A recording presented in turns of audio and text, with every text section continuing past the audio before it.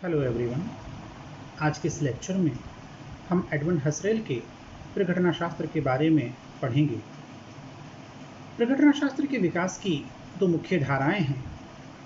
पहली धारा यूरोप की है, जिसके प्रणेता एडमंड हसरेल और शुट्ज़ हैं, और दूसरी विचारधारा अमेरिका की है, जिसके प्रणेता जॉर्ज सात्यायन हैं। प्रघटना वास्तव में वह घटना है जिसे हम प्रदत्त अर्थों से हटकर देखते हैं और जिनका कोई लौकिक अर्थ नहीं होता। कांट, अरस्तु, हीगल जैसे विद्वानों ने इसी संदर्भ में प्रघटना शब्द का प्रयोग किया है। प्रघटना शास्त्र दर्शन की एक ऐसी विधि है जो ये बताती है कि घटनाएं अपने वास्तविक रूप में वैसी होती हैं जैसी कर्ता उन्हें समझता है। इस प्रकार फेनोमेनोलॉजी या प्रघटना शास्त्र सार रूप में व्यक्तिनिष्ठवाद है, जिसमें हम हर स्थान पर कॉमन सेंस का या सामान्य बुद्धि का या चेतना का प्रयोग करते हैं चीजों को समझने के लिए।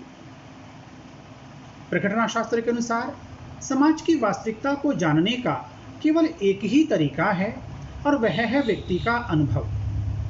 दुनिया में जो कुछ भी वास्तविक है उसे व्यक्ति अपनी इंद्रियों और मानसिक प्रक्रियाओं के द्वारा अनुभव करता है।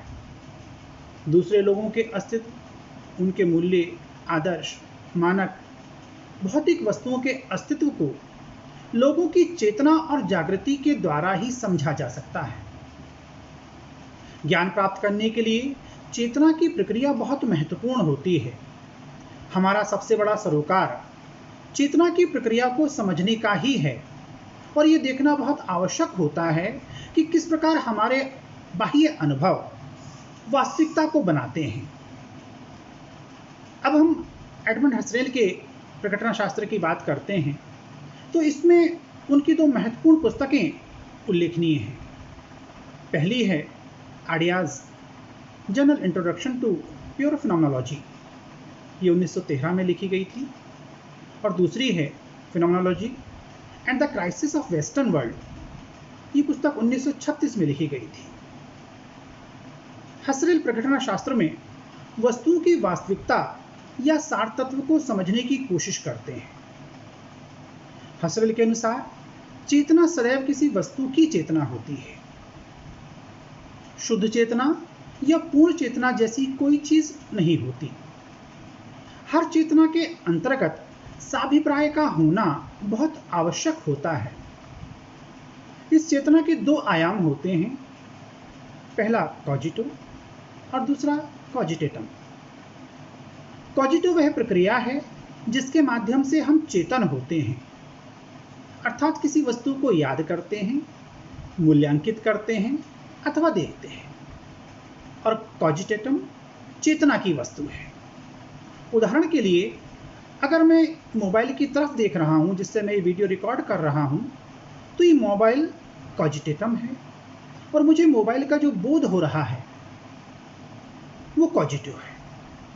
लेकिन हमें ये जानना बहुत आवश्यक होगा कि चेतना को विज्ञानवाद के माध्यम से नहीं समझा जा सकता, क्योंकि अगर हम चेतना को विज्ञानवाद के माध्यम से समझने की कोशिश करेंगे तो इससे चेतना का वस्तुकरण हो जाएगा, जो उपयुक्त नहीं है।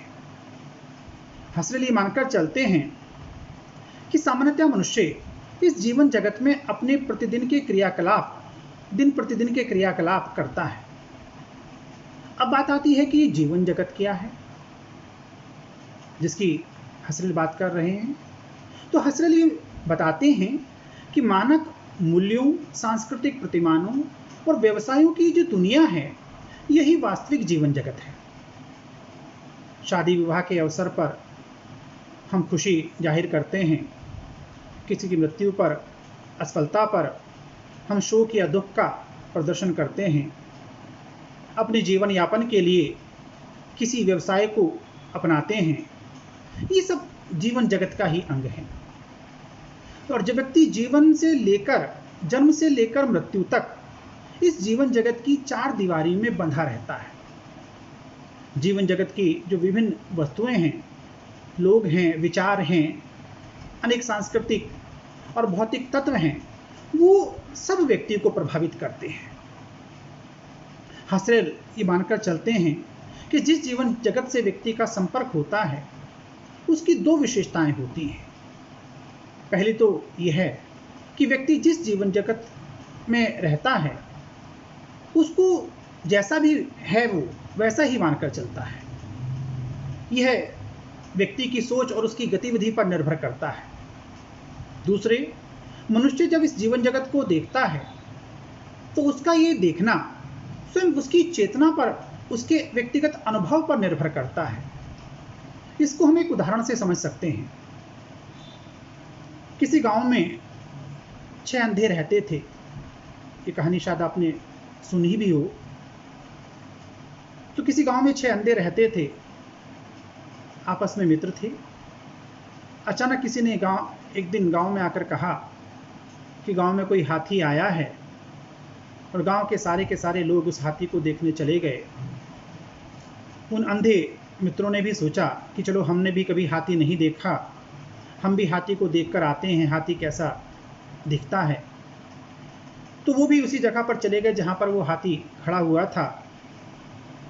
पहले ने जब हाथी को छुआ तो उसने उसकी पैर पकड़ रखा था। उसने कहा भाई हाथी तो खंबे की तरह होता है।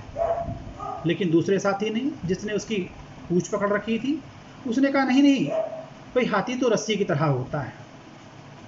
तीसरे मित्र ने, जिसने हाथी का कान पकड़ा हुआ था, उसने कहा नहीं भाई हाथी तो हाथ के एक पंखे की तरह होता है।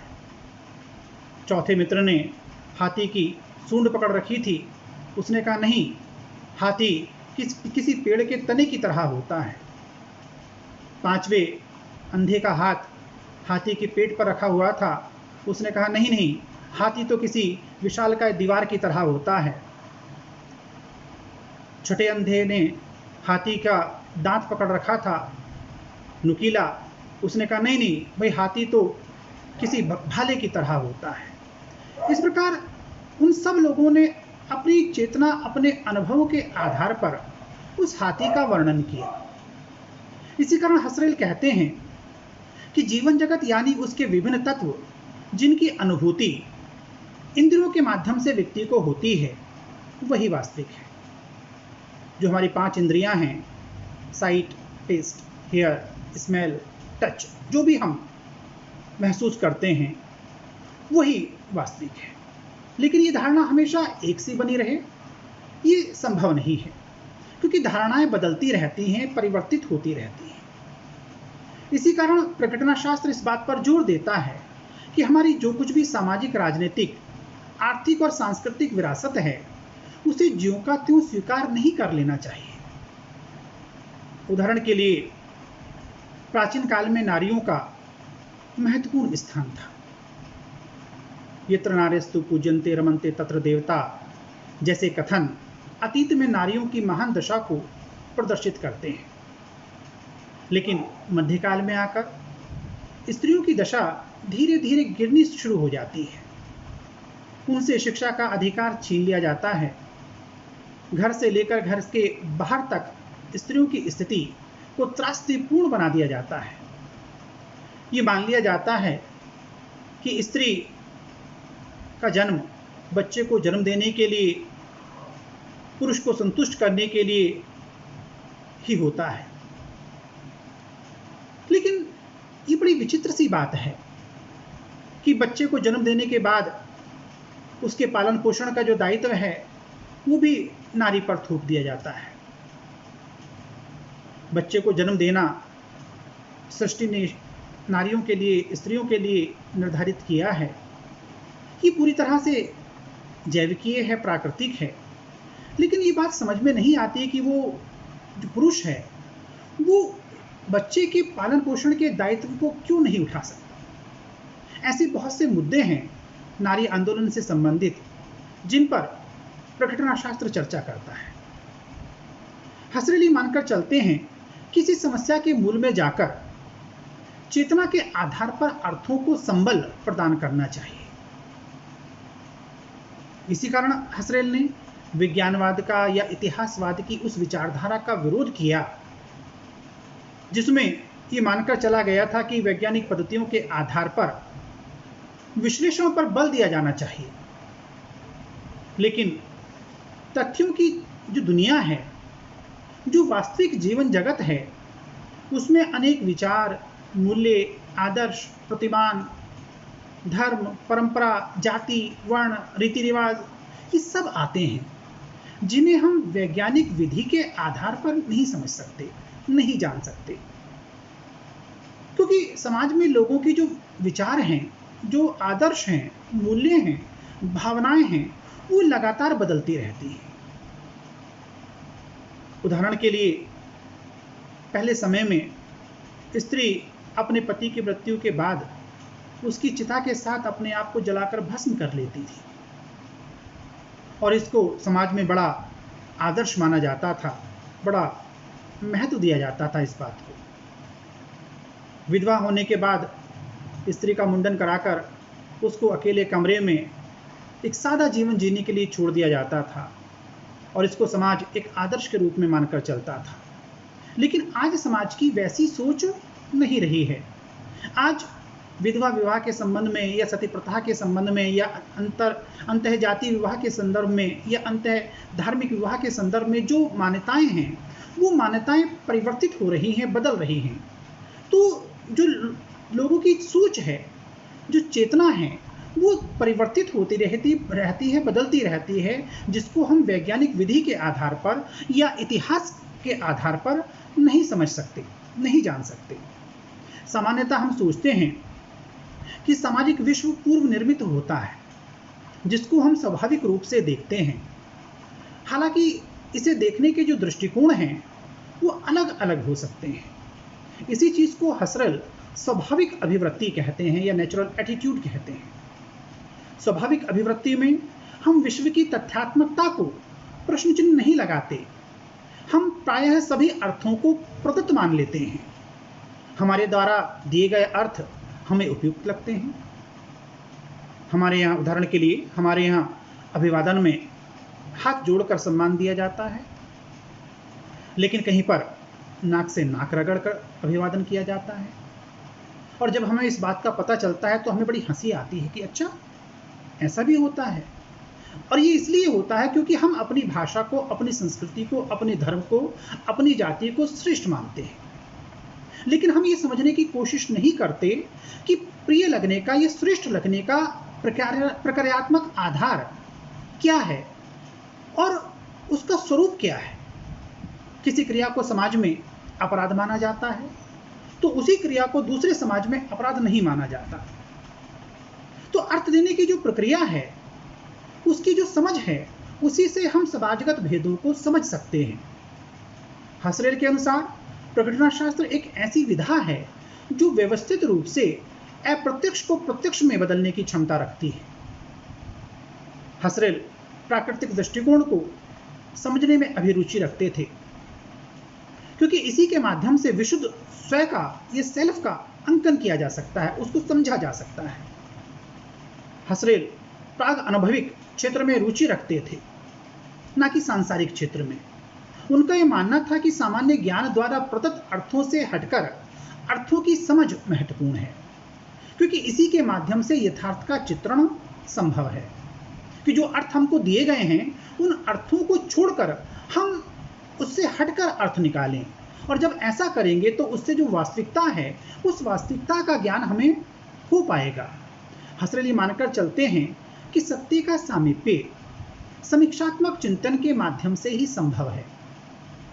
आपने देखा होगा कि किसी हॉरर मूवी को एक वयस्क भी और एक बच्चा भी बैठकर देख रहा है, लेकिन जब वहां पर मूवी में कोई डरावना दृश्य आता है, कोई भूत आता है, तो बच्चा उसको वास्तविक मान लेता है, उसको देखकर वो डर जाता है। लेकिन जो वयस्क है, वो वयस्क उसको ऐसा नहीं मानता। क्यों? क्योंकि यहां पर उस बच्चे के और वयस्क के चिंतन में अंतर होता है। बच्चा आभासी और वास्तविक को समझने की क्षमता नहीं रखता, लेकिन जो वयस्क है, वो वयस्क आभासी और वास्तविक के बीच में अंतर करने की क्षमता रखता है। वो जानता है कि उसके जो नेत्र उसे सूचना दे रहे हैं, वो सूचना सही नहीं है, वास्तविक नहीं है, इसलिए वो उस भूत के दृश्य से डरता नहीं है। हसरत मानकर चलते हैं कि वास्तविकताओं के स्वरूप को समझने में कई कठिनाइयाँ भी आती हैं, उनका भी उल्लेख हसरत करते हैं। कई बार व्यक्ति के जो पूर्वाग्रह हैं, पक्षपात हैं, कुछ प्राकृतिक नियम हैं, कुछ मनोवैज्ञानिक कारण हैं, ये चीज़ों की वास्तविकता को समझने में कठिनाई उत्पन्न करते हैं। तो इस प्रकार हसरत उन चीज़ों की भी बात करते हैं, उन बाधाओं की भी बात करते हैं जो चीज़ों की वास्तविकता को समझने में कठिनाइयाँ उत्पन्न करते हैं। तो ये था हसरत का प्रकटना शास्त्र। अब आइए थोड़ा सा रिकॉल कर लेते हैं अब तक जो कुछ हमने पढ़ा है इस सिद्धांत के अंदर। तो प्रकटना शास्त्र समाज की वास्तविकता को समझने का एक तरीका है, और वो तरीका है व्यक्तिगत अनुभव या चेतना के आधार पर वास्तविकताओं को जानने का। दुनिया में जो कुछ भी वास्तविक है उसे व्यक्ति अपनी इंद्रियों और मानसिक प्रक्रियाओं के द्वारा अनुभव करता है। हसरत ये मानकर चलते हैं कि किसी भी समस्या के मूल में जाकर चेतना के आधार पर अर्थों को संबल प्रदान करना चाहिए।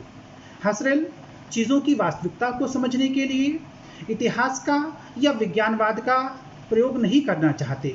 वो ये मानकर चलते हैं कि समाज में जो व्यक्ति के विचार हैं, जो आदर्श हैं, जो मूल्य हैं, प्रतिमान हैं, परंपराएं हैं, धर्म हैं, इनको हम विज्ञान के आधार पर, इतिहास के आधार पर नहीं समझ सकते, क्योंकि इनमें लगातार परिवर्तन होता रहता है, बदलाव होता रहता है। तो हसरत ये मानकर चलते हैं कि सामान्य ज्ञान द्वारा प्रदत्त अर्थों से हटकर अर्थों की समझ महत्वपूर्ण है, क्योंकि इसी के माध्यम से यथार्थ का चित्रण संभव है। मैं ये मानकर चलता हूँ कि आज का ये लेक्चर आपको समझ में आया होगा। अगर आपको लेक्चर अच्छा लगता है तो इसको अपने साथियों के साथ शेयर कीजिएगा। कोई कमेंट हो तो कमेंट जरूर कीजिएगा। धन्यवाद।